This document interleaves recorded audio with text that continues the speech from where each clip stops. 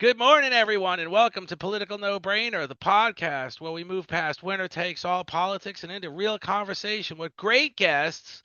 And I'm excited. I've got Lieutenant Colonel Jonathan Lapidow, dedicated 30 years of his life in the U.S. Army, an incredible soldier, an incredible American, and he's got incredible stories. And he was a pilot, flew over Fallujah, Iraq. Did you ever fly over Afghanistan? No, never did Afghanistan, only Iraq. Yeah, Iraq only, just only, huh? No, yeah, let's not yeah. say only. That was But my family did represent in Afghanistan because my sister spent a year there in Afghanistan. As she was she was young at the time as a lieutenant. Now she's a lawyer in the guard part time, but she spent time in Afghanistan too. I mean, not too. She's the family member that did spend time in Afghanistan. I was Iraq. and quite a few years. How many missions over Fallujah, right? Mostly, predominantly, or was it? No, we were actually Fallujah when we were there. There's the Marine sector, uh, the Al Anbar province they called it. Well, we had an area the size of West Virginia, basically north of Baghdad, up northeast towards Kirkuk, and out west towards Mosul, as north as far as Erbil, which is the Kurdish territory, up towards Turkey. So we covered an area about the size of West Virginia, north of Baghdad, and a whole nother aviation brigade covered Baghdad in and of itself. That's how busy Baghdad was. And we covered we flew into Baghdad and then we covered, like I said, north, the size of the state of West Virginia, north of Baghdad. So So, every mission you ever flew, when you think of Baghdad, when you think of all the territory you had, which is the size of Virginia, like you said, right? Every mm-hmm. mission you were putting your life in your hands. I mean, they can literally get a hold of any sort of anti-aircraft missile. It doesn't matter how old it is, and it could take you down, right? Yeah, but we also mitigate risk, right? We don't get out there and say, hey, let's just fly blindly and hope we don't get shot. What happens is, especially us Blackhawk guys, we're flying troops in the back, and most of my missions, I did a lot of cool missions in Iraq, but believe it or not, most of them were not sexy. They were just grabbing troops, flying them from one place to another, so they did not have to take convoys, which were much more dangerous. You know, on the road, you had IEDs that killed most of the troops. You had Iranian influence halfway through the time I was in Iraq that allowed very high tech state sponsored weapons from Iran to actually affect a lot of our armored vehicles with shape charges and stuff like that. So it got real dangerous doing road convoys and road movements. So we would dedicate our time to flying all over the country and bringing troops to where they had to go. We called it battlefield circulation, or they'd make fun of us and called us taxi drivers. That was, yeah, that was one half of our mission. The another quarter was good stuff, air assault, combat mission. Everything was a combat mission because you were flying, obviously, in Iraq. But then we did direct air assault missions where we would deliver the knuckle draggers or the guys you see that like to go knock down doors and kick in doors and get the high value targets. We would a lot of our missions involve that, dropping off guys and then getting the heck out of there with those high value targets and delivering them to the proper channels to be interrogated. We did a lot of that stuff. And then the other quarter of our missions were called hero missions, which were the ones that we actually had New York Times in. I have an article on, you could Google it. I have a New York Times where I flew a reporter. Hero missions where you picked up a casualty on the battlefield where where nobody could an actual plane can't get to. So we have to get to the the hero or the body, to say, and then pick them up in a austere environment and get them to a place that has a runway. Balad, Iraq, or Mosul, or Ali Al Salim, but something that had an actual runway that a big plane could fly him out of country, for proper burial in Dover, I believe they went to. But we had to go get them because if troops in contact had a death, actually a KIA, then they can't get them. they got to wait for us to get them so they can keep moving, and then obviously a plane can't get in there. So we did a lot of those too. We'd bring the chaplain with us, and Wow. he'd come out. The troops would hand them off, and they looked mighty pissed every time we flew in there and picked up one of their boys. And we gave them a salute out, and they would look mighty pissed that they were about to go get vengeance. Put it that way. But yeah. So yeah. when you ran a hero mission, right? So when you say mitigate risk, right? So if an Iraqi, they know you're coming to get this guy. If they know you're coming to get this guy, then there's not a lot of way to mitigate risk there, right? They know you're coming actually, that's a good question, Trippy. That was a great question.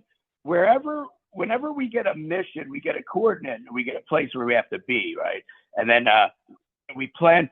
We don't take off right away. We start prepping the aircraft, but then we never leave without what we call an S2 brief, which is intel, right? And intel, our guy, I remember Bruce E. Rodriguez was our intel guy the whole time I was there. And he would say, hey, a lot of people are shooting aircraft in this area. A lot of people are shooting at aircraft. This is just basically, past, we called them, situations where there's been small arm fire incidents where people were shooting at aircraft. So we would plan routes, say, all through the desert, maybe even deeper, where there's less people to fly near, because our destination is what really is important, to pick somebody up. So we'll plan missions over the open desert, over flying over a city environment, even though our end state or the place location for pickups always in the city environment. So the actual landing situation where we come in, the approach, we call it, that's dangerous, that's hairy. But the flight in and of itself, we stay way the hell out of the way. Iraq's a lot of desert. And there's a lot of desert between places, where we pick things up. So we just stayed out of stuff. Now, you could ask the Apache guys the same question, and they're going to say, we went right to the cities to attempt to draw fire and take shots at them. So our mission being Blackhawks, where we had precious cargo on board, as opposed to the Apache guys that were looking for fire. So they would fly to an urban environment and take fire on purpose so they could return fire. So and I was an Apache pilot qualified, but I didn't get to do that mission in Iraq. I was in a utility unit, a Blackhawk air assault unit. So I didn't have the attack mission. I did earlier in my career, but when the Cobras went away, my mission went away, and we went to Blackhawk, our unit. So when you said Apache sometimes would actually find a route where the presumption is they're going to take fire, was that a rule they had to take fire in order to return fire, or could they know that No, not at all.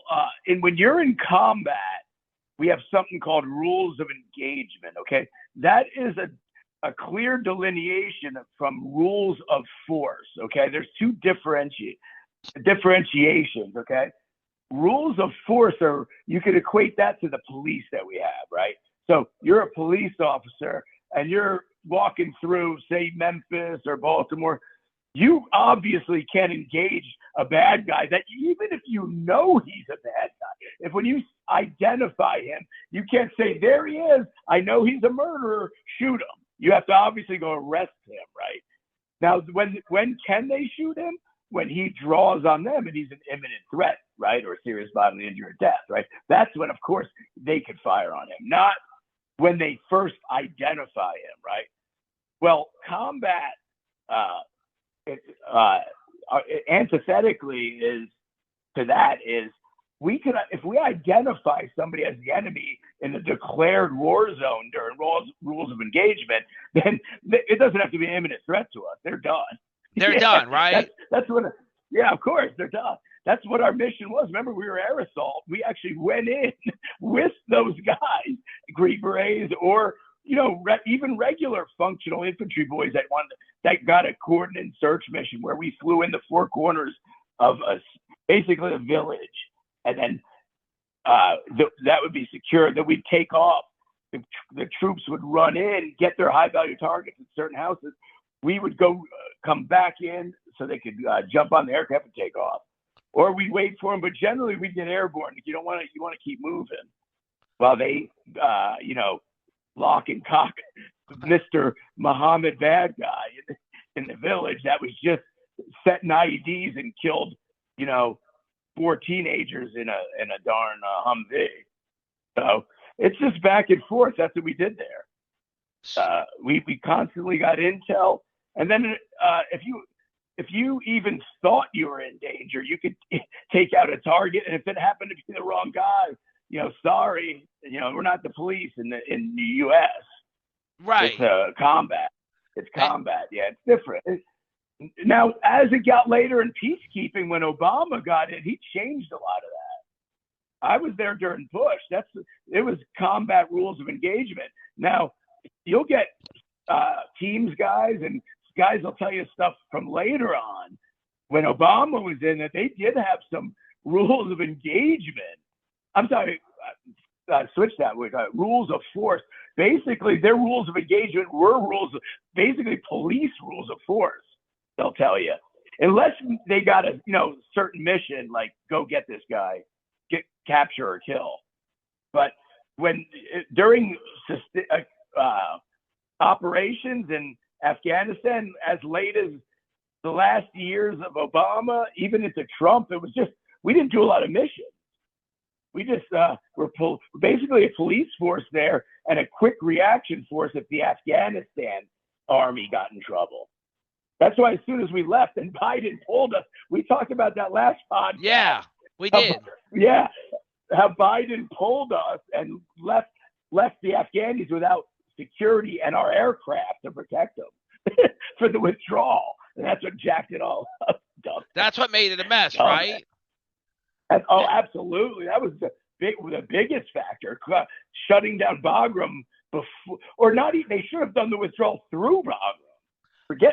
And obviously not shutting it down. Yeah. So now Trump is talking about wanting Bagram back. So let's just smart as hell. We should have. What happened? That's why. Besides the weapons left there, and the troops, and the commotion, and the refugees, and blah blah blah, a huge strategic loss was losing Bagram.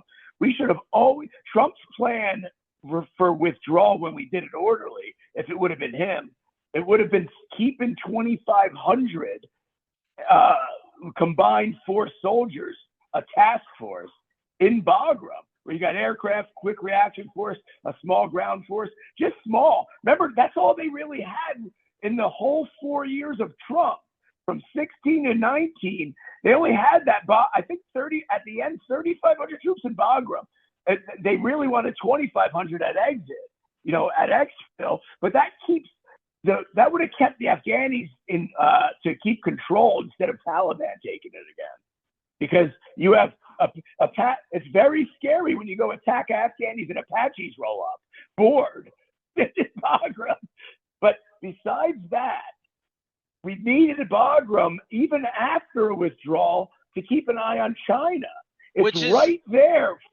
Yes, that's the real reason. It's a footprint there with a lot of things that a lot of options would be open to anybody who's in charge. I don't care if it's a Democrat or president or a Republican president, to be able to, keep an eye on China. You can't always do over the horizon. Remember, like Biden tried to sell then he killed a family of 10 in Afghanistan right after he said it.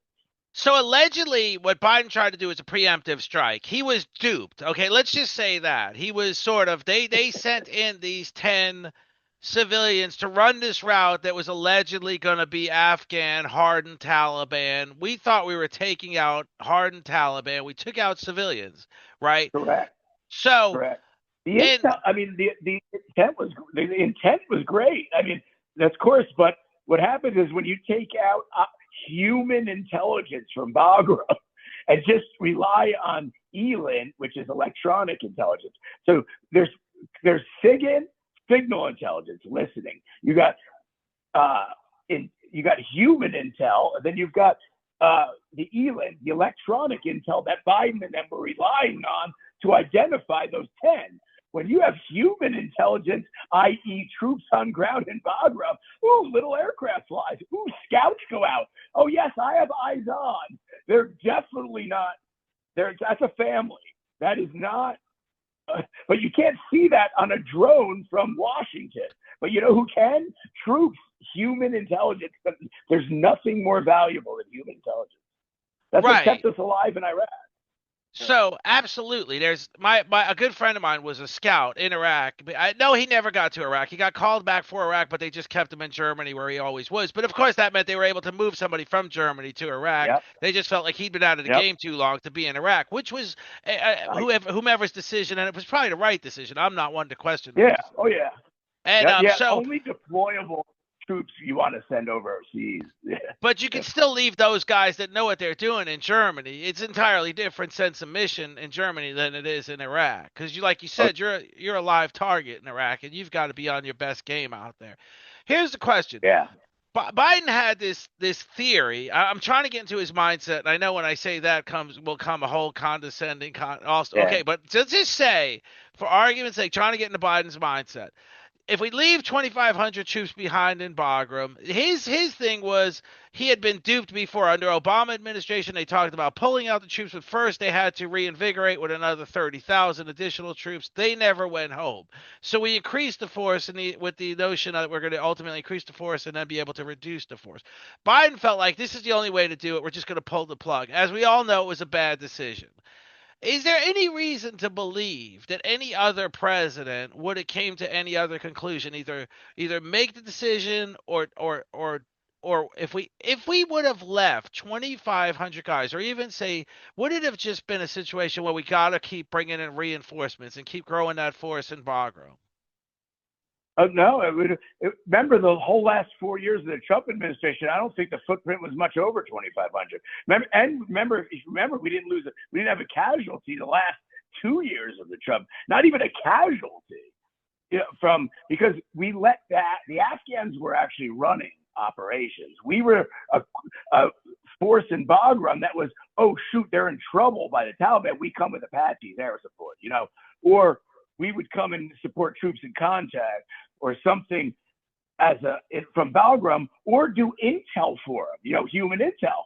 Send our spec ops out. Yes, scouting. And it worked out beautifully. We didn't get in contact with nothing. It was going great. There was nobody's plan, no president's plan, not Obama before. During the Trump plan, it was to leave people in Bagram.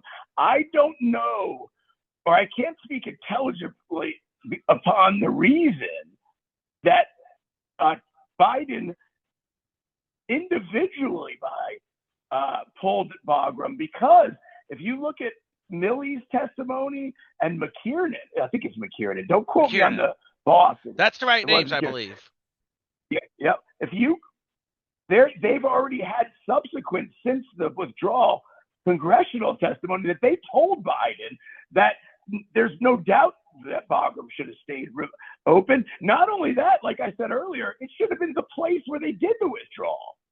Because then it's like an airport. It's like orderly flying people out of an airport that has security. It's not in the middle of a city like Kabul that had the bad guys right up on the, you couldn't even maneuver. So Bagram would have been a secure, easy withdrawal, staying just like the plan had. And if something changed, and Trump even had his plan, his administrations, if the Taliban got violent during the withdrawal, then they won't withdraw. And they obviously got violent, right? During Biden, they took Kabul. So according to Trump's plan, that Biden said that's the only one he decided to follow of anything he did. He reversed every executive order on earth, did everything else, but said, "Ooh, I'm following Trump's plan to get him out." Like, really? You couldn't have changed it? But Trump, no plan deviated. I don't care what military guy you talk to. They will tell you that no one planned to abandon Bagram. Again, for the reasons we talked. For the withdrawal, it was great. For the Afghans that would have been in charge of the country, that we wouldn't have lost to the Taliban, that would have been good for that. and it's good for what Trump wants it back for now, to keep an eye on China. So if Trump decides to move forward with taking Bagram, what would be involved at this point? I mean, obviously the Taliban is not going to say, "Come get it." 100. You know what it's going to be? Nonviolent. Here's if I have to talk for Trump's plan to take Bagram back, he's going to make a deal with the Taliban that they can't refuse, but it'll be nonviolent, because we all know about right now about how our president is a pretty good deal maker, huh? If you could make deals with Hamas, which no one in history could, then and obviously that's not his only thing, but he'll go and make a deal to get Bagram, and he'll make it worth Taliban's while somehow. So here's my question. So if you remember the Taliban prior to, say, 30 years ago, they were a ragtag operation. Now you look at the Taliban, they're well-dressed, they're professional, they're governing body in Afghanistan, right? So you're saying there's some give and take he can make with the Taliban to get Bagram back, right? Congress has already given them money since the withdrawal. I don't know who worked that deal out, but we're already giving them some aid right now. You know, it's minimal, but we are. Donald J. Trump, who could even use a threat of some force, covert forces, he could easily get, without bloodshed one bit, get Bagram back.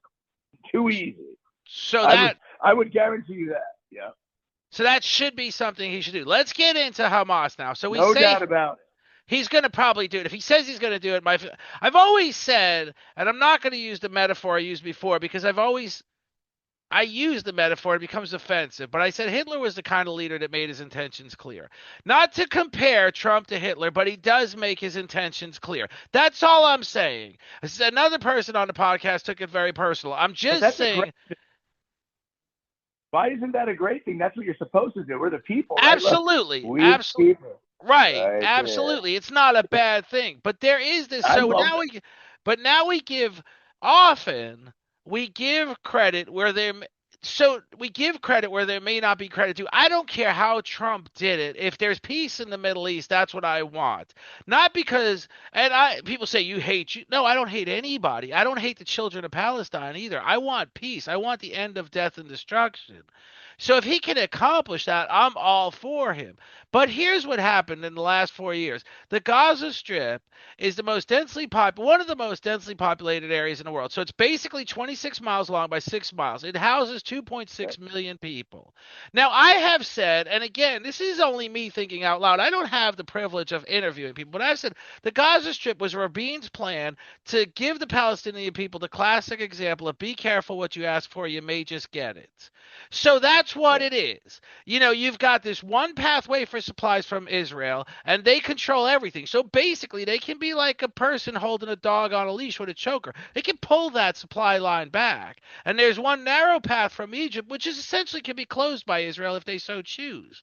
So for all these years, so we're saying basically, I think that Gaza has been in Hamas's control for 14 years now.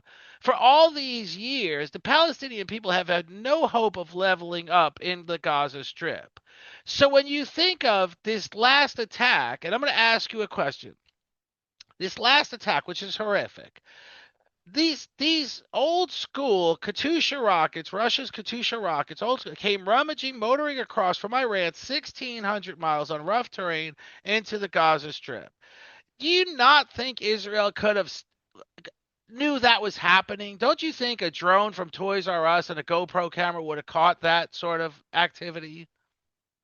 You mean Hamas they were autonomous, right? So Israel was out. Right? Remember, Hamas ran that. But the weapon supply coming from Iran to Hamas, Israel has always been able to know what's happening, I believe, right? They have to. That's a good. With the best intel in the world, I'm talking those Mossad guys. They know it. It seems like they know everything. Yeah. How they even allowed October 7th to happen? That's my question that I'm leading to. That's where I'm landing at. So we're talking about Yeah, the supply route first. Let's talk the supply route. It's yeah, coming from Iran, which is essentially 1,600 miles from Iran to the Gaza Strip. It's rough terrain. It's on yeah. trucks. There's no ships. It's on trucks. It's got to come over land. This went on for years. This October 7th attack went on for years. Now keep in mind, I'm just going to use this as another example of Israel's intelligence. Britain donated ambulances to the Gaza Strip. Israel said they are not allowed to have road permits because the chassis are too big because they could transfer bombs in these ambulances. So you've got ambulances sitting in hospital parking lots without road permits. They're not allowed to run on the roads of the Gaza Strip. So you're talking about an intelligence agency that knows a lot. Like you said, one of the greatest intelligence forces. So my question is, did Israel let October 7th slip past the goalie to ultimately respond aggressively and eliminate Hamas? Anything that I would say would be speculation on that. Anything that I'm But asking I is just, speculation. yeah, yeah, exactly. No, do I think so? Do I? The best I can say is what is my feeling on it? I say no. I just think that I think things are more simple than we say on a lot of issues. I just think they had a bad intel that day. They weren't watching. The they never they didn't suspect the gliders, and it was out in the kibbutz area right by the door. Anybody can get out a fence, and it happened so quick before they can respond. I think complacency is what gets everybody. I just think it's been a while. They haven't fought in a while. There's been peace over there somewhat before October 7th of 23. Generally, Israel doesn't get in their business. No, Hamas has their government, and they even have that second group, the Fatah. They got Hamas and this minority group Fatah in there too. Yeah. I don't know So how many. the idea of the Go ahead. peace was that Netanyahu was essentially giving out a lot of work permits. A lot of these Palestinian people were able to go to Israel and work Oh and yeah. bring home the bacon. So that was the idea of the peace. But the idea of an area, a state where the Palestinian can live and thrive and level up, that has never come to fruition. That is, we've been dealing with this idea for 40 something years now. Oh So yeah. so when you Nobody think wants of, that. nobody wants that, Nobody wants right? that. Yeah, because look at why not Jordan? Why not Egypt? Why not what else is around there? Well, the West Bank, which Turkey. was agreed on in the Camp Yeah, David Accords. that we did that to be nice because, Right. or I would say Israel did that to be nice because they took that in combat from '67, I believe. Right, that was all their land, and they keep giving up. They gave up the West Bank. They gave up the Gaza Strip. You know, neighborhood wise. So that place is only the size of New Jersey. Right, but at some point, my question really is, at some point, even when you think of Iran, and that's a whole other question, we've really mitigated their ability to cause trouble. When you think of Hamas, they've been decimated. When you think of Iran, their entire missile system, their entire Yeah, missile, what do you call it, defense system is gone. yeah.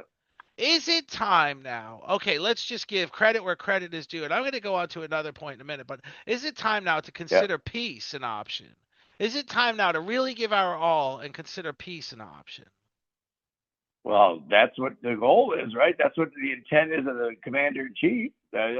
By getting now, if you notice, Hamas already executed a bunch of people. They're trying to stir up trouble already. Did you see that yesterday? Yeah, yes. And Yeah. how do we get to the point where we're not fighting the Palestinian people in return for fighting Hamas? How do we get to the point where we Oh, I mean, the best you can do is deals like this, and then have once you implement something like this plan, like I think what they say it was a certain stage plan. Well, once 21 you points, implement yeah. that, yeah, once you implement that, the key to that is oversight and progress to make sure it's actually getting done. And the key is if it's not secure, if there's bombing, fighting, it won't work. So it's got to be a secure environment. It's the same analogy as when police officers are at a place and there's somebody hurt and they can't let the ambulance guys go in until they check it, right? The same thing, a place like that. Building whatever companies build the place, they're going to provide security. You know why? Billions of dollars investment. But let me tell you what, when you got Saudi that's building right now, Trump already got the coalition of billions to rebuild that place. It's going to be beautiful if they keep it peaceful.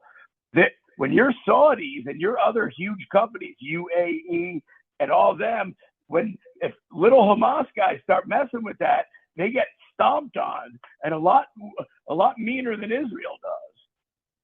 Right. So, so you think there's a chance this could be resolved, right? Well, that's a very general statement. There's a chance this can be resolved.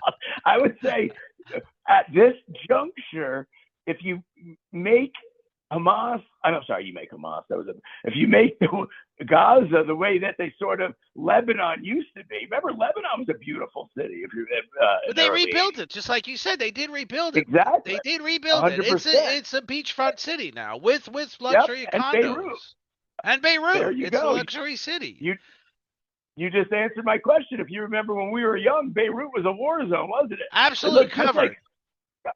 It looks like Gaza does right now.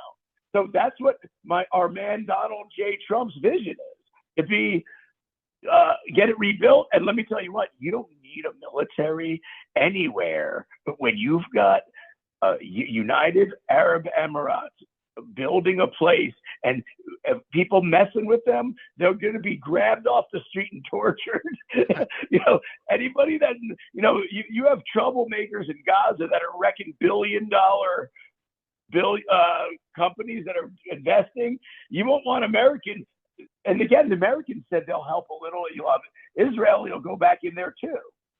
So that's part of that deal. The idea of the deal is that the Americans, the Israelis, the Europeans, maybe even the Chinese and the Russians, for all I know, are going to create a peacekeeping force, right? They're going to keep the peace. And like you said, then comes the investment. Yeah. Right. Then comes the investment. You got the notion that we can build here, and we won't necessarily. But we tried that in Iraq, and whatever we built got blown up. So then maybe this will be different, right? Maybe this will be different. But at some point, I like their plan, because Trump doesn't make a.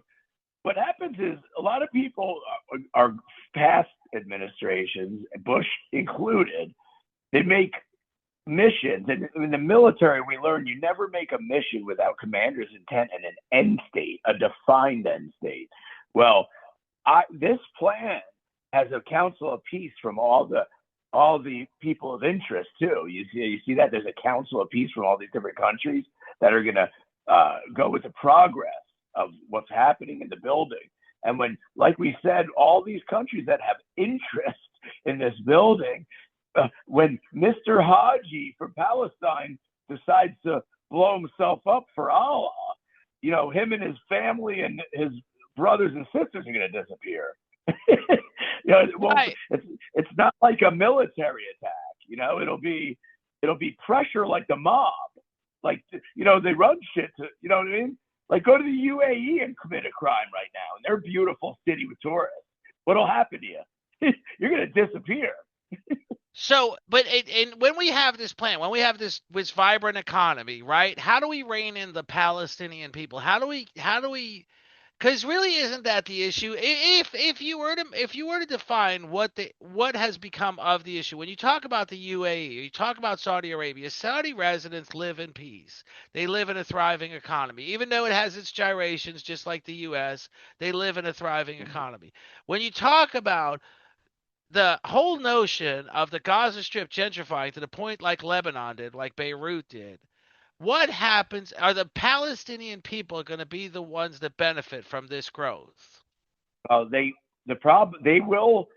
contractors, anybody, like when they go in, contractors are going to need people. They're going to need local people, obviously, to work. So all the Palestinians that are able-bodied will probably work. Now, we all know Muslims and Arabs aren't the best workers. Right? Generally, they're very. Dude, in Iraq, well, I actually work with a lot of Muslims, and they're great workers. But I don't know over there. But it was tough to even get them on time for big meetings with generals. You couldn't get them on the time. It was very tough to deal with them over their building. But doing things. But I'm thinking over there, if they're not going to work, then they're going to have to do something. if they're going to get in welfare like Kuwait does. If you're a citizen, you just get a sort of a living stipend. If you're Kuwait, that's how Arab countries do it. And then they bring in foreigners to do all their work. That's what our left wingers like you are trying to do here. Well, here's the thing. I always say I'm not really a left winger. I'm kind of a centrist. I'm really kind of center right, but that's okay. I'm okay with being labeled a lefty or a bleeding heart. My question is now, just like you said, when you talk about a stipend, you talk about the Kuwait, or you talk about the way they afford this stipend is through oil revenue, right? So they have it. So now keep in mind, one of the kings of Saudi Arabia, King Abdullah, increased the stipend only because there was about to be an uprising. So he increased the stipend, essentially. He had the money to do it, right? So there was a problem in Saudi Arabia. There was about to be sort of an Arab uprising, like the Arab Spring, which started in Tunisia. So he increased the stipend. Now my question is, again, like you said, you take this beautiful city, you turn it into a luxury city, Gaza, the luxury oceanfront city with beautiful resorts. But the Palestinian people are left out of it. The well-connected, the Kuwaitis, they find their ways in there. They find their families' jobs in there. Isn't that going to create a source of tension? I mean, at what point do we finally say, after 50 years, after 60 years, we've dithered with the notion of a Palestinian state? The only solution is a Palestinian state. There's always been the argument. They can't run shit themselves. If they're just by the virtue of the fact that we're sitting here talking, what are we going to do with these people? Well, first of all, if you have all those billions getting invested in that area, I would say get into the community, work and live. You're going to have tons of tourists. You think they're going to be pushed out? I mean, why they can just live in it? I know it's a small area, but there'll be places for them to live, right? If not, I don't know where the hell they work. Be productive members of society. I don't think they can't run their own government. Obviously, well, even if it's not if they can't, well, they do in a sense. And in the West Bank, there's Mahmoud Abbas, who actually is for the most part, but he really does cater to the U.S.'s concerns. That's fine if that's what it takes to get what you need, do it. But would it be called a Palestinian state? Is another question. Not as long as Trump's around. He doesn't want the two-state. He doesn't want the. So would Jonathan Lapidow think a two-state solution, a two-state, the state of Palestine side by state, is that ever a possibility? Yeah, not. Why has it got to be on Israel land? No, it doesn't. It doesn't. I'm just saying we're saying two states like there's. No, it has Where to. Would it be? We're defining the area. Let's not even talk about the 1967 borders. Different area? I don't care. Well, it would be like, just say it was Gaza and the West Bank, which is essentially Israel has given up control of those two areas. Let's not talk about Egypt. Let's not talk about Jerusalem. Let's leave that all out of the equation. Just Gaza and the West Bank. Would anybody endorse it as being called the Palestinian state, the state of Palestine? I can't speak intelligently on that one. I know most of the right wingers don't like that, because they think they suck, which I think they're correct, and I think that's why nobody wants them. They do suck. Look at Arafat. He sucks. They all suck. But Arafat was one guy that defined the Palestinian people for too long. And what choice did they have? Do you realize when Arafat's plane crashed, all the people in the plane that loved him so much piled on him, and he's the only one that survived. Yeah. And when they all got off him, he said, "Where's my book, my little book with all his list of foreign accounts?" That's all he was concerned about, not all the people that died saving his life. So defining Arafat as the Palestinian people's leader is not what which somehow, some way, is there ever going to really be a solution? Is my question. Yeah. Well, but just by judging what October 7th, 2023 looked like, without Israel doing anything to them, they just said, "I'm going to go in and rape and murder babies and cook them in ovens and stuff." Let me tell you what, if that happened to my country / family / state / city, whatever entity you want to call that, the vengeance wouldn't stop. Anybody who voted for him, anybody who supported him, but you're talking to me. I'm not Charlie Kirk. Charlie Kirk's a nice guy. He forgives, not me. And that's how so to me, I'm a bad guy to talk to on after October 7th. I'd go in and take care of the whole place, and everybody supported the whole place, to tell you the truth. So bad guy to talk to. I hate those motherfuckers. That's always my question is really, and I think you've almost answered it, is the fact that the hard feelings will always remain on both sides, right? 100%. Now, could you live and let live? Sure, I think they can with this plan.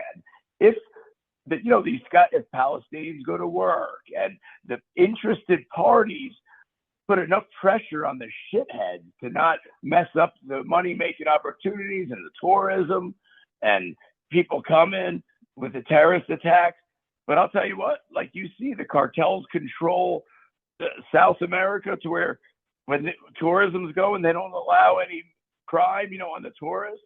I think the same thing happens when you're building and there's billions of dollars involved anywhere. And then they also hire ex-Green Berets in them as security. Those guys are always there. You got the contractors that they're the people that own the hotels you're talking about that hire those. So has that ever been something you've thought about, or you just want to stay home now? I love Fort Lapp, and my goal is now. I just started. My wife and I started LLC, so I'm just gonna. I could train out of Fort Lapp. I basically train people, gun stuff and first aid, that kind of stuff, and wow, self-defense, situational awareness. We've been doing church assessments, stuff like that. So a lot of opportunities. But I still work at the range too, which is separate. I love working there. I do private instruction there and teach classes. I just had my first buddy from high school came up for a 3-day period. New Jersey guy, never touched a gun, but now he wants to learn to defend himself and carry concealed. By the time he left here, he was shooting low ready. I think you saw. I saw the video. I saw the guy. You said he was really proficient after 3 days of training. That was Coach. That was 2 days really, because 2 and change days. And by the way, the first. He was real nervous his first day, real nervous. But next time he comes is holster stuff. So he was slow and steady with him being a Jersey guy. He never even had his hands on a pistol. It's crazy. You don't think of that being Southern guy. No, you don't really. I call it the gunshine state. When you're in Florida, you've pretty much fired a gun at a young age, generally speaking. I got another question, though, which you just brought to mind. So Fort Lapidow, you can talk about Fort Lapidow. It's beautiful. I've seen it on Facebook, and you're saying now it's an LLC. It's really a full-blown operation. Talk about it. Spread the word. Get the word out. But the other thing you talked about is you're doing church assessments. So there's a program within the NRA. It's called School Shield, and they do school safety assessments, and that is a free program, right? So now, how do we incorporate all this? How do we get this word out? That every administrator needs to either have a John Lapidow at their church or one of John Lapidow's team? How do we get the NRA's team at every school in the country? These are important steps. When you think of Charlie Kirk, he was a sitting duck. No one wanted, whether you agreed with his message or not, political assassinations are horrifying. And I don't know that I necessarily always agreed with his messaging, but I do know he belonged to be here. He was engaging young people. They were engaging in conversation after his visits. He was doing something big. But how do we stop this kind of thing from happening all across the country? You got to just the volume. I don't want to sound like I'm being partisan and not giving a solution, but the first thing I'm going to blame, the left has a lot more rhetoric. They're losing, and your party right now. I'm not going to even say your party. The Democrat Party is they're in bad shape with their messaging. They don't really have any concrete issue. They never talk specifics. They're losing with Trump making all this momentum and making these deals, and the economy looking good. He fixed inflation down to 3. They don't have much left but saying he's bad to stay in power. And I hate to sound partisan, but they're awful. And obviously you saw a lot of celebration when he did get shot. So that tells guys like me, who, like I just said to you earlier in this combo, Charlie was the nice one. You saw my Facebook post. Charlie was the nice one. Guys like me, you've now gotten us pissed. So he was the one that wanted to talk to everybody, like me. I like talking to everybody. I love, but you see, Jeff, you listen. Most lefties, you tell them facts. I tell it 2 + 2 4 is 4. If Trump said it, they don't care. But if a black, gay, trans said it, they believe it. So if the identity politics don't go away, and their hierarchy of hurting and the white male bashing, which fumes me, quietly, you're messing with the wrong people on that one. Charlie Kirk spoke for everybody, and again, he was the nice one. Now you've awoken a giant to where I got no sympathy for anybody on left at this point. None. If I got orders from a sanctioned entity, I would go combat against any lefty right now. Anyone that is celebrating Charlie Kirk, and not for 1A violations, because we're past. I think what they've done already in the last decade with Russiagate, it's a coup. I'm not saying every voter on the left is a bad guy, but you see with this Russiagate, January 6th had almost 300 agents in the crowd that were egging them on. This was stuff that Zach and I were saying early to all you guys. You can only keep us white boys quiet for so long, and we're good at shit. Well, the thing is that when you think of January 6th, the issue isn't protest. The issue is they were entering federal buildings. So whether they're schools or whether they're federal buildings, that's a situation that had to be addressed. Now, have I listened to all the circular debate about Nancy Pelosi? Don't send the National Guard. And Donald Trump said, let's send it. I'm not paying. I do believe everything I hear on that there's all sorts of debate on what really happened, but we're past that. And now, I was just using that as one of the reasons. They've done enough. To my satisfaction, unlike Charlie, he's not nicer than I am. He likes peaceful solution. I think we're the people that are celebrating, and most of the Democrat Party now. I would go to combat with tomorrow. They've done enough for deadly force. I would never go murder anybody, but sanctioned by a sheriff, by 100% would. Not a doubt in my mind. They stole an election in 2020. That's a proven. You go look at the numbers of Kamala and Trump and the numbers that Biden got. They stole 2020. But here's the thing about the numbers, though. So when we debate the numbers, right? I'm not debating the numbers. I'm just saying when you think of this the last election. So basically, no matter how you look at it, every election's close. Here's why. When you get to the bottom line, when you get to wasn't close to Kamala. Well, here's what I'm saying is how it works in America. Each candidate, Republican and Democrat, are going to get to 240 electoral votes. It's pretty much a gimme. Then how do you get to the 270? We're talking about electoral votes. We're not talking about popular vote. How do you get to the 270? The 270 get to. So if the 270 you get to by the 7 swing states, and Trump won all 7 this time, and clearly the Democrats conceded defeat. But if you're talking about the popular vote versus the electoral vote, are we going to get rid of the electoral college has always been the question, and then has always been the answer. Both parties are concerned what happens next. If we get rid of the electoral college, there's no concern about elections. Electoral college is the way to do it. You never do it any other way. I mean, that's just you would be a disaster to get rid of electoral college. Right, because what happens? Does California decide every election, or does Texas decide every election? That's essentially what it comes down to. Yeah, but really, if you remember the 2020 election, Trump basically lost that election by about 8,000 in Georgia, and then one other swing state. But 81 million votes, right? And then that Trump 68 million. Didn't you see the graph?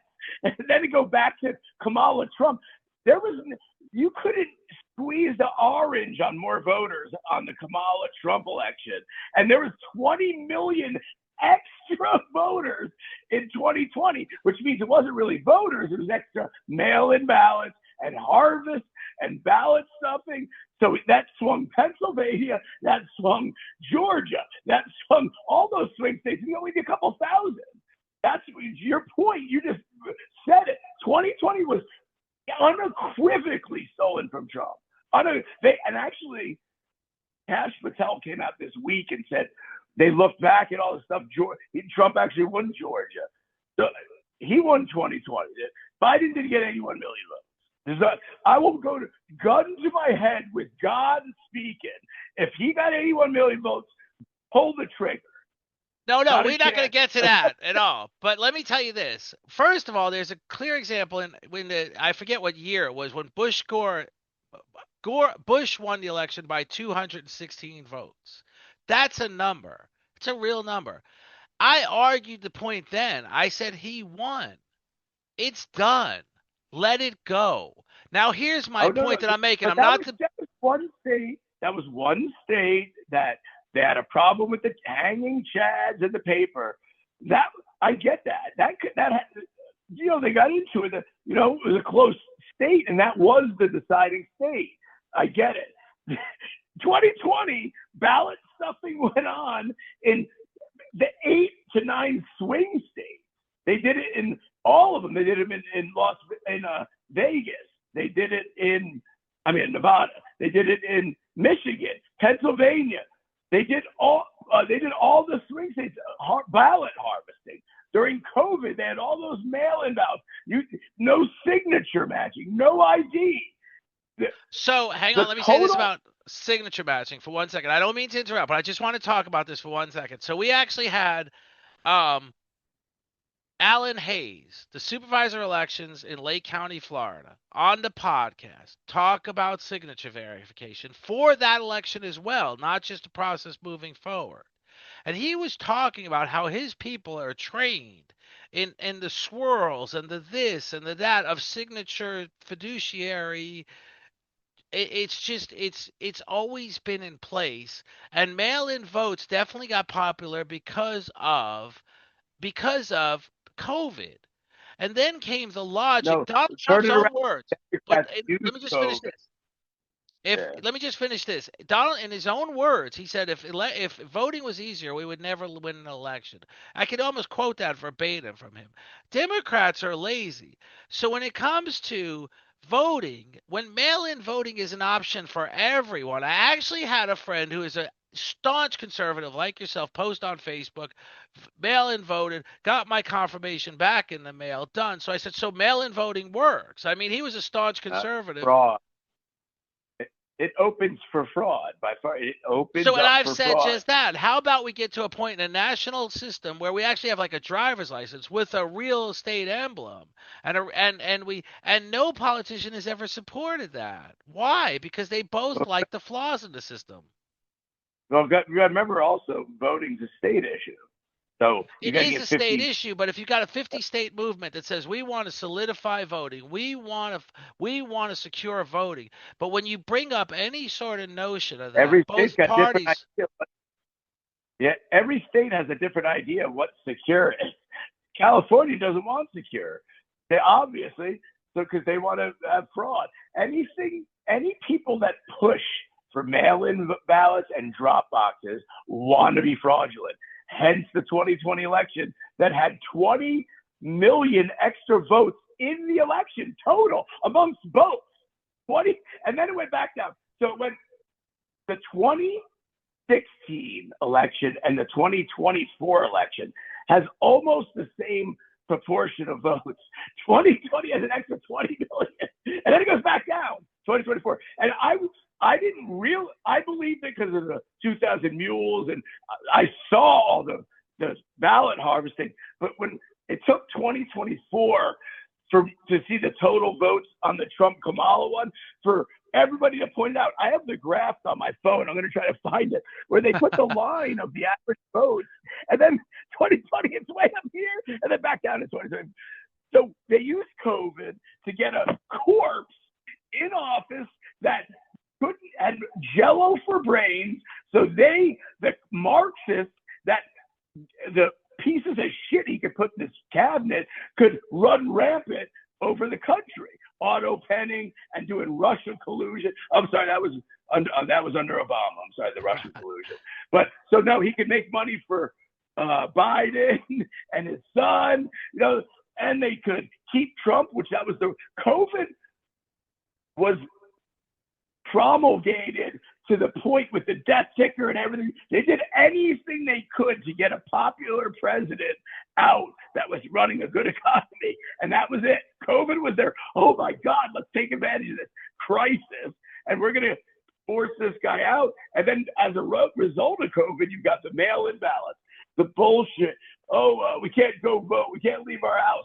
Vote online. Vote with your ass. I mean, it was ridiculous. No, okay, so everything over and above the voting, because I've always made the same point on voting, that there's flaws in the system and no politician has ever addressed those flaws. I don't see it that the politicians have ever Trump's doing it now. They're working on it right now, actually. So we get to that. So we get to that point where we've got flaws in the system, but minimal, or we've really mitigated the flaws in the system, and we're at that point in America, right? We're at the point in America where we understand sometimes it takes some tough decision making to change America, right? So Trump's doing some of that heavy lifting. People say you have TDS, you have Trump derangement. No, I don't. I always question Trump. I questioned Biden. And for good reason. I questioned Obama. But why is it that I feel like people portray Trump as a victim, and he's a public figure? They're always questioned. And it seems like it's more personal when it's Trump. Is it more personal when it's Trump? Well, you see, Trump's been because of the middle term or the dash of Biden administration. You've been dealing with Trump now for a solid 10 years by the end of this last term to 12, right? Yeah. Oh, yeah, 12. Because, if you include, running up for the actual, when you run campaigns, you're talking, you've had to deal with Trump for 12 straight years now. You could have gotten rid of him in 2020, let him win, bust his balls, he'd be out already. But the point is that people have TDI. I mean, it's more, you can't explain it more than that. And I used to hate just saying they just don't like the guy, but take another person and give them a Trump idea. Like, take a black female, or take anybody that's in a protected group, trans, gay, somebody, and have them say everything Trump wants to do to your constituents, and they're going to agree with every one of them. No, so that's exactly, your side has just identity politics anybody good out of your party. You guys have no issues, no agenda, no narrative, and now with Elon owning Twitter, which is now X, you can't even carry a fake narrative, which was your whole bread and butter to get in the early Trump years. You're cooked. You lost on and you lost the whole youth. So all you have is old 55, 60, 65 white hairs out, the old Democrats that are being fooled to go out and hold their signs. You're not getting you're not getting the George Floyd protesters. You're not getting that kind of movement. You're getting nothing now. Everybody's laughing. This is chess amongst checkers right now. The Democrats are shut down. Anybody in the world, they're on video saying, they're on tape saying that you never shut a government down for leverage in something that can be legislated, right? When it was the government open. And they voted to shut down a government, and they're trying to gaslight the public that the Republicans did it. They're insane people at this point. And you are actually a sane guy, Trippy. I cannot believe you still associate with those pieces of shit. Well, I'm at the point now. Let me just answer that because I don't want to lose that point. I'm at the point now where I'm ready to not associate with either party. I'm ready to be an independent. The issue is it's not about who I associate with. The issue is it's not about my sanity. The issue is we're leaving a lot of people behind. So when you think of Angela Ocasio-Cortez talking about how she's such a progressive, but yet she's flying all around the country on private jets, poor people don't fly on private jets. When you talk about Donald Trump, there's things about Donald Trump that completely concern me. So I'm concerned. It's not a matter. Identity politics is not my thing. Reality is my thing. And the Yeah, but that's reality, you. I just said you're the sensible. I just said you're the sensible one. right? No, I'm You don't agreeing have to with you. defend No, we're yourself. agreeing. Defend But your party. Remember, with Mondami now, everybody's answerable to their party. So, why do you think you're getting tough love from me? And even with me saying you're a good one, is because you have to answer for your party, right?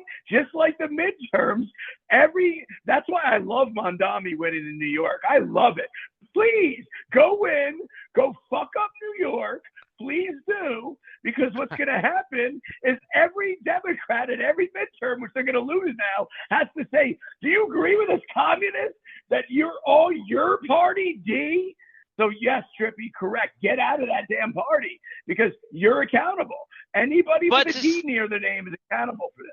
But to say jump into the Republican Party when Trump's at the helm is a concern. I would love to see a candidate, even though I'm not so sure how it would go, but Gabby Gifford, for example, I would love to see a candidate like that, where she understands both sides.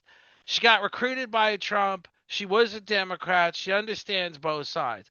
We have none of that in America. We have no middle. I agree. I agree. And with that's it. And all that's I'm your saying. fault. And I say you again because you still got the D area. It's your guys' fault. Your party, Trippy. Look, so here's your party. You've got arch enemies in the same party. Jews and Muslims in the same party. So what kind of principles when you have people that hate each other in naturally the same party? You have too much of a what's it called? Give me the word. It's just too much distance Animosity? between. Yeah, but there's just too much distance between your normal people and your shitbirds. But the shitbirds are winning because you got Zamdami, who's a Muslim Hamas intifada jerk off, hates Jews, known to hate Jews, hates government, wants to control means of production, and he's going to win. So you and Democrats now have to defend somebody that's so far left and communist. You've got a guy like Seth Mouton over there that is middle of the road, or a Fetterman. They've got to defend that. You see where your party's at? Whereas Republicans, we've got a nice mix where we don't even, J.D. Vance doesn't even argue with Tucker. We're different. Tucker's different than J.D. Vance. I'm different than Tucker. I still respect Tucker, all his views, and he loves mine. You see, it's different on our side. Your side's shot, bro. You're the only. My you're side, like Fetterman. Yeah. I am like. I mean, I guess you could say I'm like Fetterman. The problem is that that's the only normal one that in the whole party. The problem is though is when you look at. This has always been my point of contention. Trump came in with a wrecking ball, and instead of saying what works, what doesn't work. I love the acronym DOGE, Department of Government Efficiency. What worked and what didn't work? Huh? He came in promising this though. He didn't come in with a wrecking ball as a surprise. Everything that he is doing is exactly what he campaigned, and he won the election easily for. So you guys, the left is bitter. It's that simple. No, I'm not bitter though. But you said I'm different. I get that. No, let me say this. He came in. He promised this list of things, right? So let me make an example of how that worked for me in my eyes. He came in. He said he's going to shut down the Department of Education, right? So did Ronald Reagan. Ronald Reagan, on his 8 years, the Department of Education grew in size and scope. Was it an epiphany of Ronald Reagan's to realize that essentially the Department of Education worked? Or was it the fact that he just wasn't politically strong enough to close it? So then you got Trump, the Trump who closed it. Now I'm asking these educators, these incredible educators, whether they were effective as a government agency working together in a department as a government, why was there no consideration of what to do with them rather than just to lay them off? Why was there no consideration? That's not his problem. You don't need a Department of Education at the federal level. It does nothing. It doesn't teach kids. No, zero. But it just it's not his. He could cut, and he didn't. Congress has to actually get rid of it on the books. He just got it defunded, which is good, puts it to the states because Wyoming doesn't teach the same as New York, right? Well, Montana is not the same as Florida, right? So you have states know how to teach themselves. Anything at the federal level, Trippy, does no work. It's just a headquarters. FEMA, federal level, they don't do anything but their headquarters. States still run their own emergency management. FEMA is just money and headquarters. Nothing in the federal government has boots on ground and does things. They just set up a headquarters, fund the states, and states run shit. That's the way it is in our country. That's the way it is, right? Yeah. So my question was really as an administrator, and you said it's not his problem. So essentially you answered my question. As an administrator, the president, being the president, closing down an entire government, you've got a lot of talent. Huh? He's got his job. What happens when you get a CEO, which the president is, he's the chief executive officer of the country, right? That we can agree that the president is the CEO of the company. His job is to run an efficient company, and it's a lot hard. His board is Congress, right, and his oversight, right? So he needs that Department of Education was millions upon millions, and all it was just a funding to the states anyway. So you bypass them, give it to the states, set whatever guidelines you want at the federal level to the states. Hey, you obviously can't be racist, this and that, but that's already covered, remember, in our Bill of Rights and our Constitution, 14th Amendment, all that.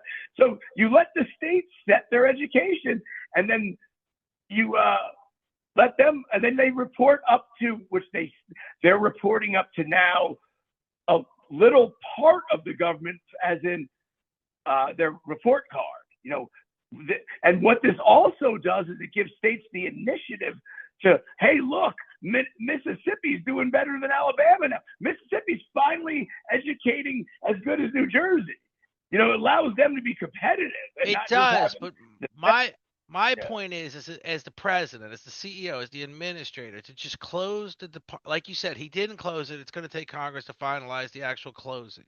But to just dismantle this entire department and hope for the best, which is what we're doing. We're assuming he campaigned on that. And I voted for that 100%. I love it. He could easily run good. You don't need Randy Weingarten, that piece of shit. Randy Weingarten, that disgraceful piece of shit that closed schools down for 2 years when, thank God for DeSantis and Republican governors that kept them open, theirs open. She ruined students, ruined everything. But they've got no leg to stand on. But you got to keep in mind when we're talking about, thank God for Ron DeSantis, keep in mind, I'm just saying how we vary in political views as far as one party. Rick Scott was really the governor in Florida that really did want to see the buildings, the school buildings close and go to all online school in Florida prior to even COVID. I mean, there was a lot of advertisement on Rick Scott as governor's watch talking about online homeschooling. Go online, sign up for online. So that's within one party. That's within one party. When we talk about COVID shutting down schools, they closed down businesses too. Democrat governors went nuts during COVID. They shut down everything, stores, Walmart, everything. Newsom, they're pieces of shit. Cuomo killed people. They're all pieces of shit. COVID was a disaster, and the disaster was the fact that it was a fancy flu that they made a big effing deal, put death numbers as a ticker when those people were dying anyway. 8,000 people die a day in the United States. During COVID, 8,000 people still died a day in the United States of non-accident. I think you can check any stat you want. The average amount of Americans that die every day, because I don't believe anything they tell me. So I went and checked, right? 2019. How many people do you think die a day in the United States from anything that's not an accident? So it's about 8,000. You know how many died during COVID for each day? 8,000. You know what the difference is? That 32 million flu cases turned into COVID bullshit. They just transferred fake bullshit. The average age of death during COVID was like 81. The average lifespan in the U.S. for a male is like 74. So it's old people that were going to die anyway. And when they put them on a ventilator, they definitely killed them. And they know and when you put them on a ventilator, that's when money in your state if you put them on a ventilator. Anybody they say ventilated is dead. Anybody that just stayed home and didn't go to the doctor, they lived. Even old people, even people with comorbidities. Nobody died of COVID. People died with COVID. COVID didn't kill anybody. Unless you could argue like the flu or the cold killed somebody. Because it has, right? You could argue that the cold. You could argue that, somebody. yeah. And I think what's interesting here, well, we've really concluded.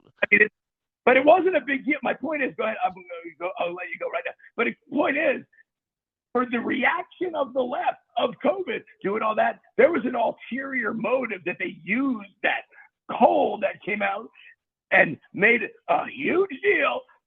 And they got that knocked Trump out. And it also allowed them to utilize mail-in ballots, and then what we just talked about earlier. So yeah, well, there was a lot of things that came out of COVID. I mean, auto dealerships are doing business differently because of COVID too. I mean, there's an old saying, never waste a good crisis. My point being that Rahm Emanuel, one of your buddies. Huh? That's what Rahm Emanuel's the one that came up with that. He's one of your buddies. Well, that was Clinton. But both parties. I mean, both parties kind of utilize that logic that we're going to make the best. There's a lot of Democrats that are saying we're going to make the best of what's happening here with Trump. Well, we're going to utilize this Trumpism to work in our favor later on. All I want to ever do when I talk to you, when I talk to Zach, when I talk to anybody, because I know I'm not one-sided, but I also know that you have a lot of good logic and a lot of good reason for some of your hard feelings. You have experienced a lot of that. When you say, hey, I can contrast my mission in Iraq from Bush to Obama, and your life was on the line every day, and Obama's essentially putting the brakes on your operations, puts you more at risk. I can understand the hard feelings. But my point is, not so much about every president's decisions. My point is we're going too far. If Trump is going too far to the right, and God forbid we elect Andrea Ocasio-Cortez to be president. So far right? But what's he doing so far right? Answer me. I mean, I'll go if you give me a thing. I'll agree with you. But what's he doing that's so right wing? He's not breaking the law either. By the way, you know these ICE operations he's following federal law. He's sending criminals out, and actually sanctuary cities are harming worse, because what happens is when they go and find them at home instead of when they come out of jail, when in a sanctuary city they got to go find them in the streets. Then they bring in people that aren't real hardened criminals, but they're still legals, and they bring all that group. So sanctuary cities are getting more quote unquote lesser criminals taken out than if they just get them at the jail when they're released.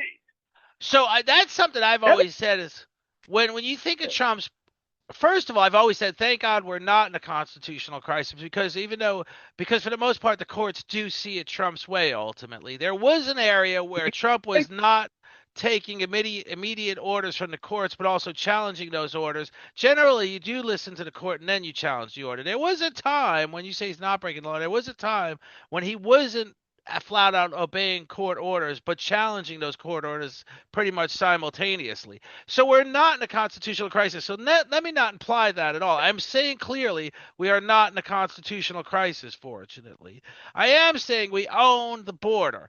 Biden let the border run rampant. We own the border. Kamala Harris was the candidate. They asked her if he'll do anything different. She said absolutely not. That was a concern, probably what caused her the election. Okay, now let's go again to the two perspectives here.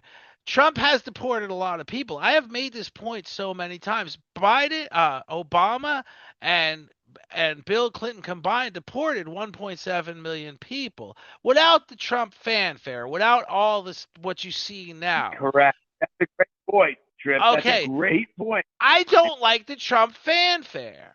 It's that simple. I am concerned when I hear that. Your buddies in the media. No, there is concern. There was concern about ICE. Remember, when Obama wasn't doing it, they weren't told by their overlords to get the useful idiots all wound up. That's what this is about. Look, and then look at my shirt. mostly peaceful. See, I'm I'm very peaceful. I think there's a way to do things orderly. I think Trump had the you are. But what happened in 2020 when they didn't get their way? They send their mercenaries and their useful idiots out to wreck shit, just like they did in L.A. Or well, when it Trump did, was. and we sort of have that. We can. I don't want to contrast that because there is contrast. I've seen. But there was a time when I forget what the riots were, and they were telling the people, "You're destroying your own city. You're not destroying anything." And literally after the riots, these people had nowhere to grocery shop. They had to take a bus 7 miles into other neighborhoods to grocery shop, and it That, made no sense. So whether it was a political movement or a personal movement, destroying your own city makes no sense.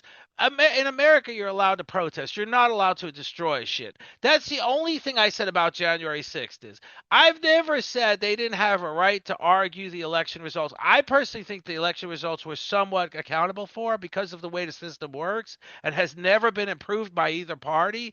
I'm not debating that point. I'm just saying you have a right to protest. You don't have a right to go into locked federal buildings. That's all I've ever said about it.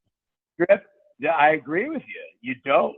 However, I don't think you and I have all the facts right now. We They're don't, but we investigating did see the visuals of people climbing that. over a fence. That guy smashing in the first guy smashing windows. A lot of those guys were feds. I saw some video. One guy dropped his actual mic. I don't know if you saw his earpiece or his mic. Even the breaking in may have been feds. I'm telling you. And there's also Antifa in the crowd. Well, there may be. My point is, if the buildings got broken into, I have an issue with that. I don't have an issue with.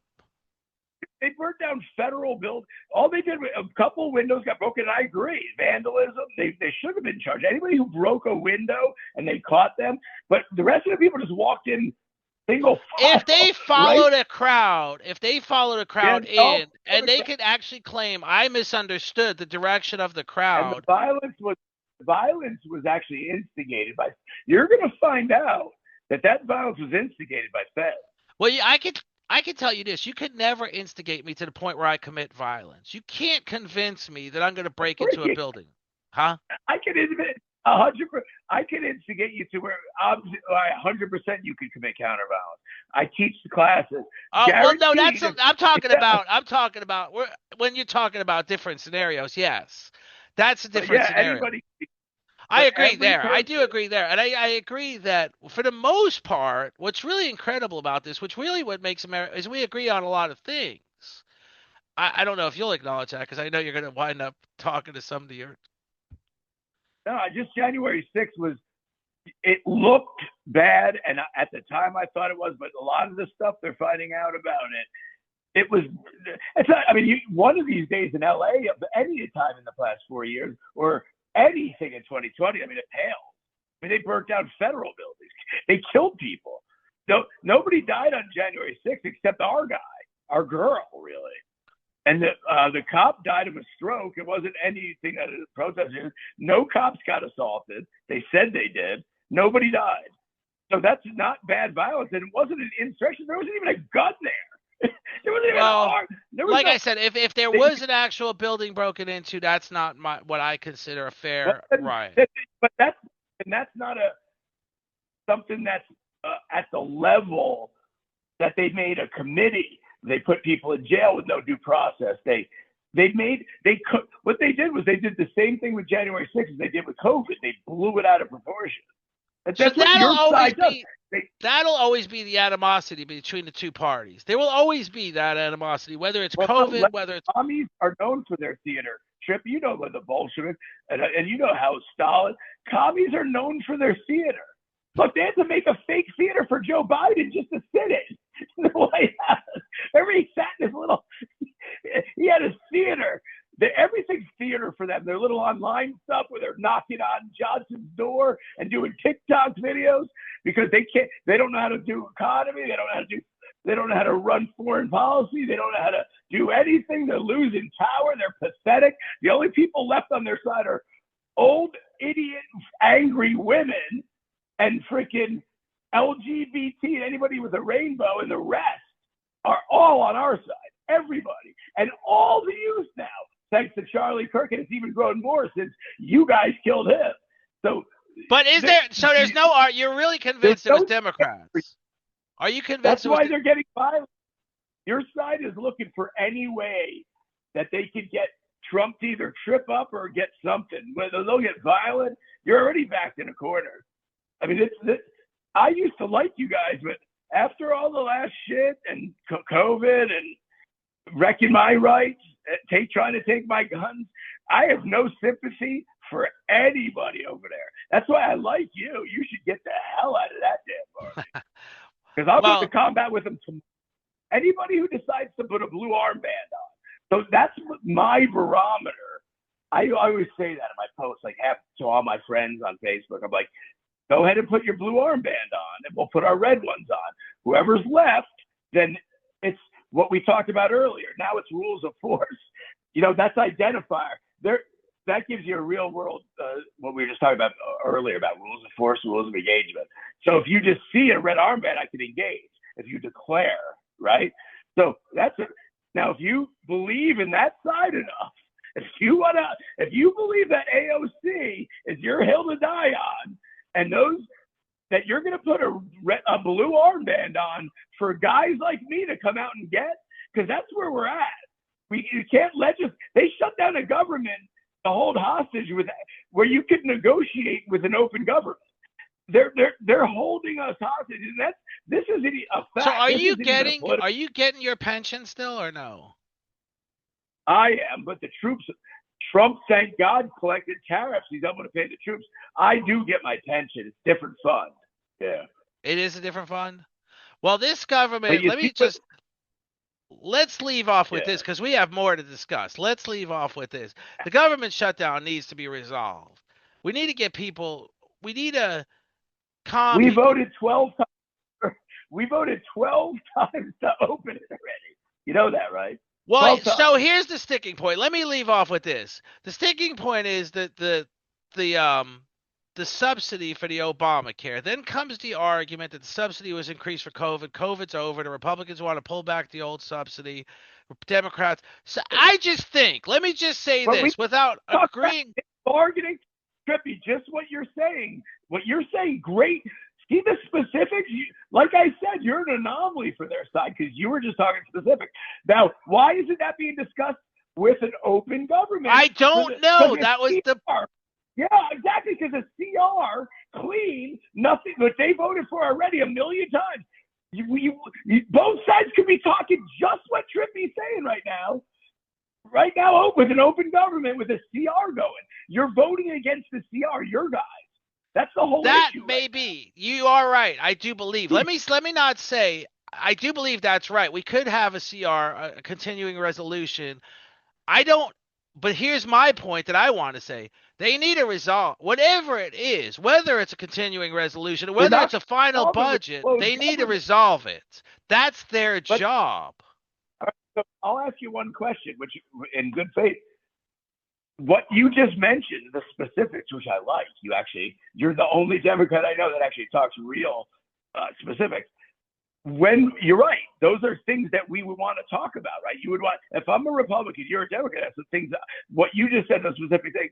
Well, you can't, they're not going to get accomplished with a closed government. Democrats have to vote for that CR, which is, all that does is carry over. They voted for it 30 times in the last 4 years just to continue the budget, the same one. There's no, it's clean. There's nothing for either side. It's a continuing resolution. You know what that is, right? Yes. So if they do that, then they could start talking about what you just said, the subsidies. They could do all that. But you can't do it with a closed government. So they are saying we want, but you can't do it with a closed government. So they have to vote to give us 5 Senate votes so we can open it, so we can talk about what Trippy wants. You get it? I just want a resolution. I don't care if the subsidy stands or not. That's their job. So you are right. They need to reopen the government. It is a failure. If you're saying it's the Democrats that are keeping the government closed by not agreeing to something, I don't know what it would take the Republicans to agree to, but the government needs to be reopened. Then we can talk about the one thing in specific. So I agree with you. Already passed. Oh yeah, but here's another crazy part that I neglected to even say. It already passed the House. Well, generally speaking, a lot of things pass the House that never make it through the Senate. That comes as no surprise. Only votes, right? Yeah, it passed the House of PR. So you got Jeffries running around saying, where's the Republicans? It already passed the House. They're waiting on the Senate. They need 5. So this CR, the clean continuing resolution, gives another 7 months of time on the same budget, which they've done $1 million. Government always does that, Chevy. Believe me, they do that all the time. But the Democrats are pissed about the big, beautiful bill that just passed. So what they're trying to do is use that as leverage with a closed government holding hostage, because you can't bargain anyway with a closed government. So the CR opens it, which is nothing. It's not blank. It's just a clean. That opens it. Then you could talk. So you see what they're doing? They're playing tricks. They're holding. It's their vote. They need 5 more. I'm going to agree with you, and I'm also going to agree with the fact that I'm sure some Democrats are convinced they're all playing tricks. There's too many tricks, and I don't want to go through this again in 7 months. This is wrong. And if we're going to go through this again in 7 months, this is crazy. People don't have their paychecks. People aren't getting their. The problem is they're trying to use this shutdown to get back some of the stuff that in the big, beautiful bill got rid of, that DEI stuff, that, you know what I'm talking about? That well, if they're going to continue on that path, the government's never going to reopen. So that's a problem. Again, every Republican in the government, in the legislative branch, everyone voted to keep the government open with a CR, plus 5 more. Fetterman, and I think, 3 more Democrats. So you got every Republican voted to open it, but and only 3 Democrats. So you're at 54 or 5 right now. So let me be clear. If I were a Democrat senator, and you would have 1 more, because the government needs to be open. Yeah, that would be 57. But they're not, because I'm not a senator, of course, but yeah. But you know what I mean?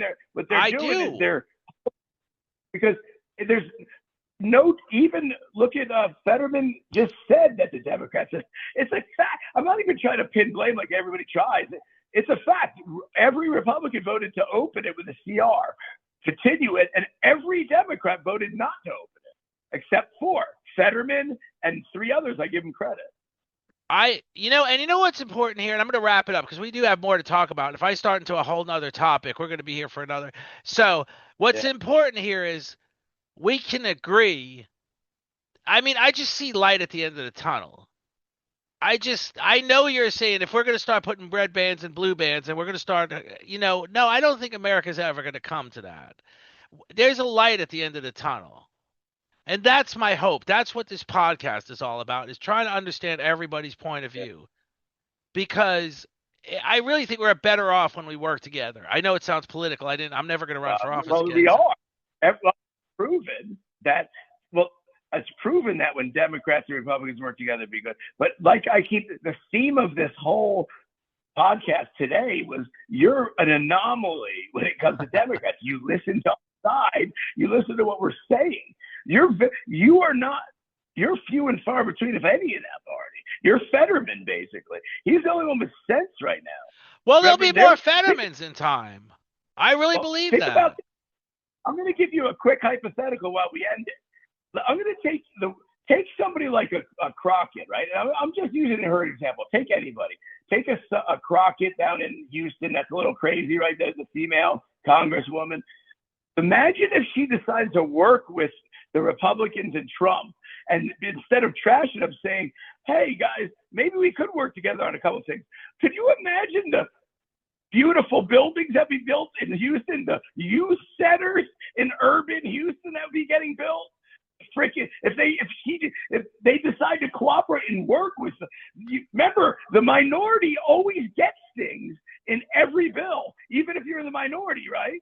That was the case. That was very much the case. That is the problem. Is that is no longer the case. There is a winner takes all philosophy that when you talk about youth buildings, you're really attacking something close to my heart. I don't care if the money's wasted. I'm willing to try.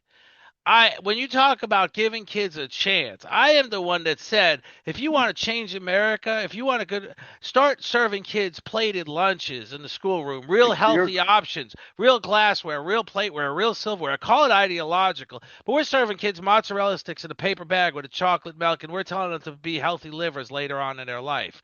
No, when I hear about when you say the minority always gets something, that's where we've lost. That's where we've lost everything. Is it's kind of like if you give an inch, there was this whole philosophy: if you give either side an inch, they're going to want a foot. No, give them the inch. Worry about the foot later. exactly. Give them the Well, inch. that's what Give them the said. CR. For God's sakes, what is keeping the government closed doing? It's hurting people. You're saying if we can agree on a CR and then talk about the subsidies, let's agree on the freaking The CR. key is you have to agree on the CR because You have to. the And if we talk next time and we say the CR was agreed on, what was the point of a 2-week government shutdown? How did exactly that accomplish anything? because and you can't negotiate while you're closed anyway. So, in order to get the things you were talking about back from the big beautiful bill, you got to talk, right?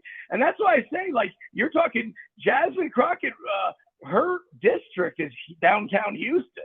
So imagine if she just had a vocabulary with the Republicans and Trump started to like her, you'd have buildings built in Houston. I mean, if I were a lawmaker, as much as I've said in the negative of Trump, I've always called it fair criticism. I think he takes it personal, but if I were a lawmaker, I would have a relationship with Donald Trump. He is the president. It's that simple. I don't know, Nancy Pelosi said we can work with George Bush, we can never work with Donald Trump. Well, work with Donald Trump. I mean, what do you got to? He's the president. You've acknowledged his. He won with a mandate too. Yeah, so it's interesting, but good. It was great.